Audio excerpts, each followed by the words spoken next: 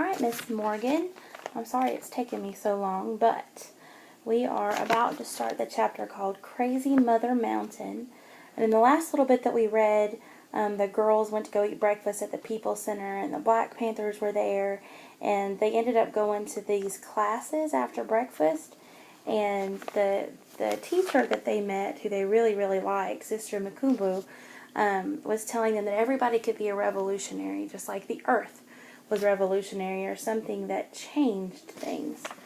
So, we are on page 75, Crazy Mother Mountain. After the program ended for the day, we stayed out as long as we could. By 6 o'clock, we were hungry. Whether she liked it or not, Cecile had to let us inside her green stucco house. When she opened the door, all she said was, "You back?" Then she spread the tablecloth on the floor and brought out shrimp lo mein and egg rolls from the kitchen. She'd probably gone out to Mean Lady Ming's while we were at the center. We washed up and sat Indian style around the food. I said the blessing, and then I asked, "Why the Black Panthers call you Enzilla?" No use letting my curiosity go itching. If I had to ask someone, I might as well go straight to the mountain, the Crazy Mother Mountain. She gave me a blank stare, like I said something wrong. Then she corrected me, Nazilla. In place of shrugs, my sister and I shot one another glances. This was not a Brooklyn sound, or an Alabama sound. It was probably not even an honest-to-goodness Oakland sound. Instead of trying it out, I said, "Why they call you that?" My sisters followed. "Isn't your name Cecile?" "Yeah, Cecile." She said, "My name's Nazilla. Nazilla's a poet's name. My poems blow the dust off surfaces to make clear and true paths. Nazilla." I gave her a plain stare, plain and blank. It might as well have been an eye roll. She probably hated my father's plain face on me. That the plain way about him was the plain way about me. I didn't know about blowing dust and clearing paths. I knew about hot combing thick heads of hair and iron-pleated wool skirts for school. She said, "It's Yoruba for the path." I know better than to roll my eyes at her so-called name and where she said it came from. Instead, I asked her where Yoruba was. She quickly told me it was a people, a nation, in the land of our ancestors. Vanetta asked, "You mean Prattville, Alabama?" This time I wouldn't kick Vanetta. Good old Vanetta. Prattville was where Papa and Big Ma were originally from. They weren't from big city Mobile, Montgomery, or Selma, but from Prattville.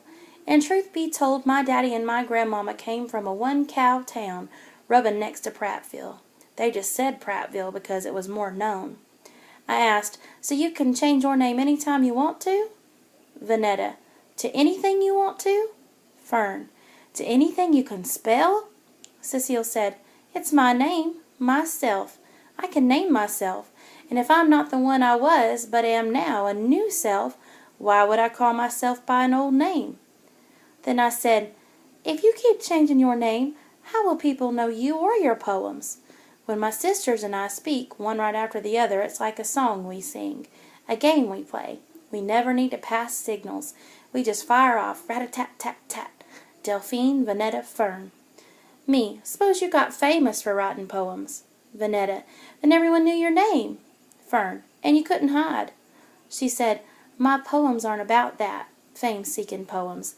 They're the people's art," although yesterday she didn't want to have anything to do with the people. I said, "What if all the people could recite all of your poems?" Vanetta, "And they said them on the radio."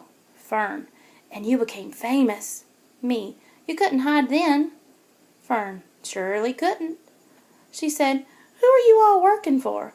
I think y'all are working for the man undercover, the FBI, the Compte Pro." I knew about the FBI from the Sunday night show and from the news, but who were the Compte Pro? Cecile knew she had baffled us and took control of the talk like she had grabbed both the ball and the jacks. "Oh, they're slick all right," she said. "The feds hire midgets to front as kids. They infiltrate families with long-lost cousins who don't look a thing like you, but you take them in because that's how colored folks do. And before you can say, 'Way down home,' your long-lost kin are documenting your every move for their weekly secret meetings with the man." "Family don't tell on family," I said. "Not real family." "Surely don't." "That's what you think," Cecile said. She went after Vanetta first because Vanetta was needy in a way that Fern and I weren't. Her eyes stayed wide and fearful. They get you alone and scared. They say, Vanetta Gaither, do you love your country? Do you love your father, your sisters, your Uncle Darnell in Vietnam, and Big Ma in Brooklyn? At Fern she aimed. Little girl, do you love your doll baby? Do you love Captain Kangaroo, your kindergarten teacher, graham crackers, and story time? Well, you want to keep all that safe. Tell us all you know about the person named Cecile Johnson, also known as your mother. Fern said her name was not Little Girl, that she was going into the 2nd grade and that she watched Mighty Mouse, not Captain Kangaroo. Before Cecile got to me, I said, they don't ask kids nothing. No one listens to kids. If this was Red China, they would. The Red Chinese Communist Party don't play. Kids younger than the little girl turn their mother and father over to the Reds for treason and re-education. We're not in Red China, I told her. To that, she only grunted like, that's what you think.